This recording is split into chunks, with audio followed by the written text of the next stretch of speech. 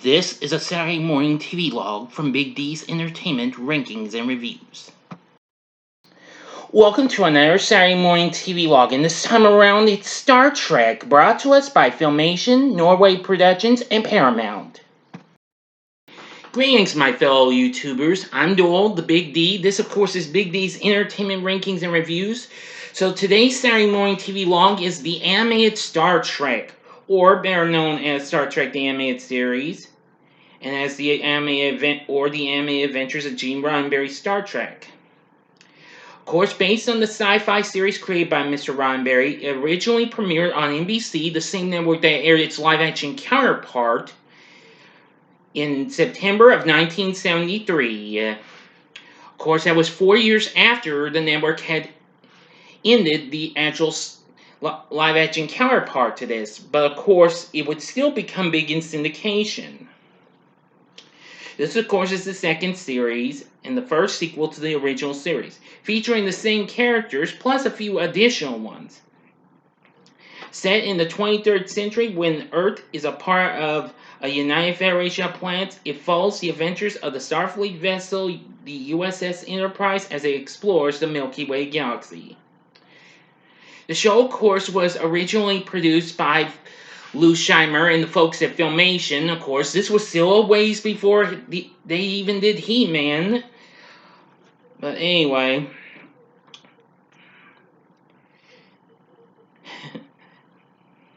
let's see.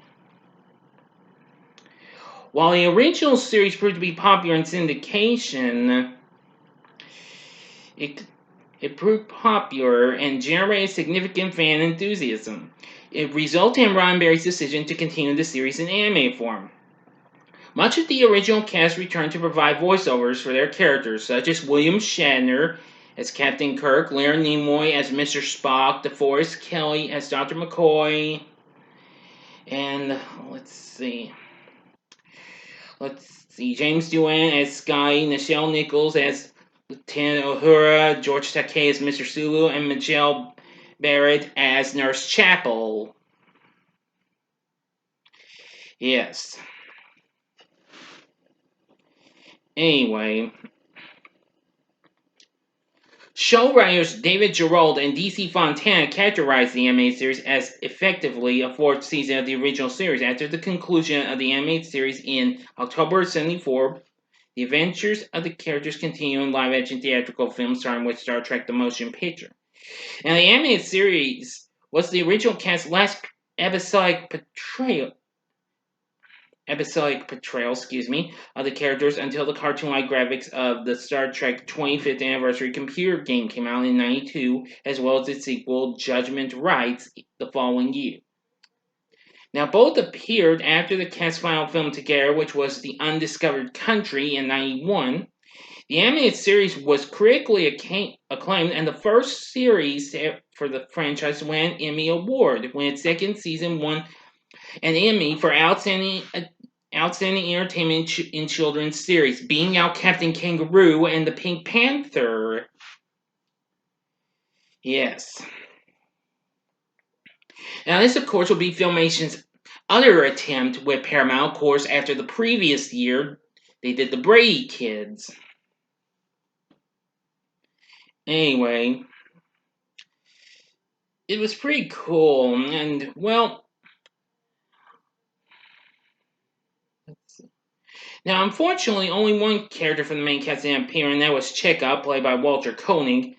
He didn't appear because the series' budget could not afford the complete cast. So, was replaced by a few others. Lieutenant Arex, who I believe that was this here alien character, who had 3 arms and 3 legs, and Lieutenant Mares, female Katians, who sometimes stood in for Uhura as communications officer. That was a cat-like character.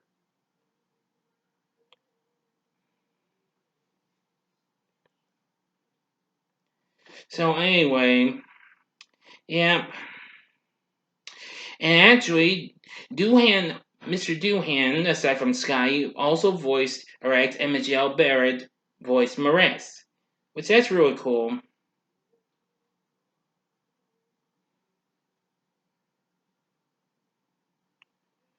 Well, apparently, the studio was only going to use the voices of Shatner, Nimoy, Kelly, Doohan, and Barrett. Well, Doohan and Barrett would also perform the voices of Sulu and Uhura on some occasions, but as well as they were originally going to do. But Nimoy refused to voice Spock in the series unless they brought in Nichelle Nichols and George Takei, and so they did. So anyway, I must say it's really incredible. It also features some guest appearances from, well, various characters we've seen and what have you, such as, let's see, yes, Sarek, who appeared in the episode Journey to Babel in the original series, and who else? Harry Mudd, who actually did appear in a few episodes of the original series, Mudd's Women and I, Mudd. And of course, Cyrano Jones. Yes, you heard me correctly. That guy, who of course brought back those furry tribbles. Anyway, the show did pretty well for NBC. After 22 episodes were produced and aired during its 2-season run, the show ended in October 74. I'm not sure if it got shown in syndication like the live action counterpart. It wouldn't be until later on in the 80s when I'd actually get to see the show. As Nickelodeon actually got the rights to air the show, and that's when I first got to watch it. And that's when I remember watching it in its original mind-blowing glory. I caught it on TV Land as well, part of their Super Retrovision Saturdays, but unfortunately they used a later Paramount logo, but they also aired that show on Sci-Fi, if I'm not mistaken. Yeah. So anyway, I really did enjoy the Star Trek animated series. I do love the music we hear, just like what we get from any other Filmation show.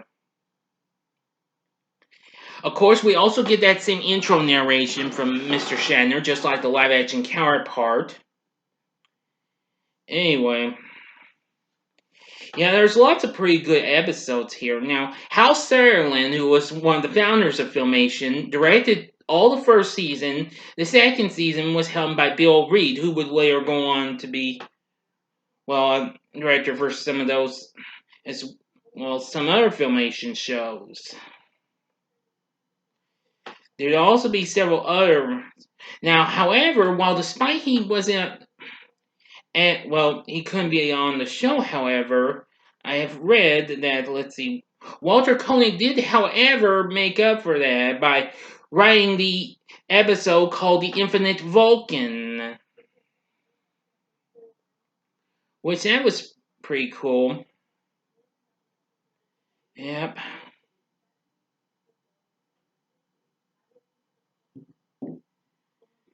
Yep. There's so many writers.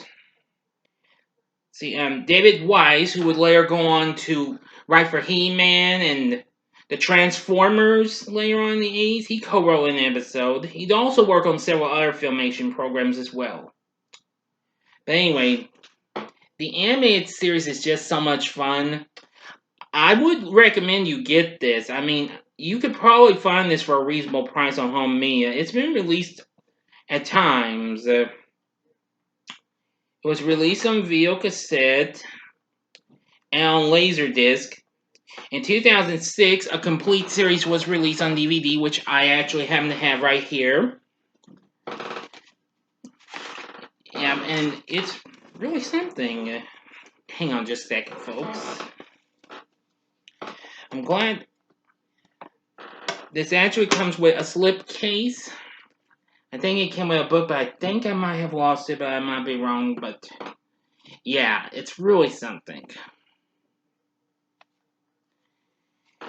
Yeah, of course, we also hear that in that same opening, like we always hear Captain's Log. I forgot to bring that up in my talk of the original series, too, so I humbly apologize.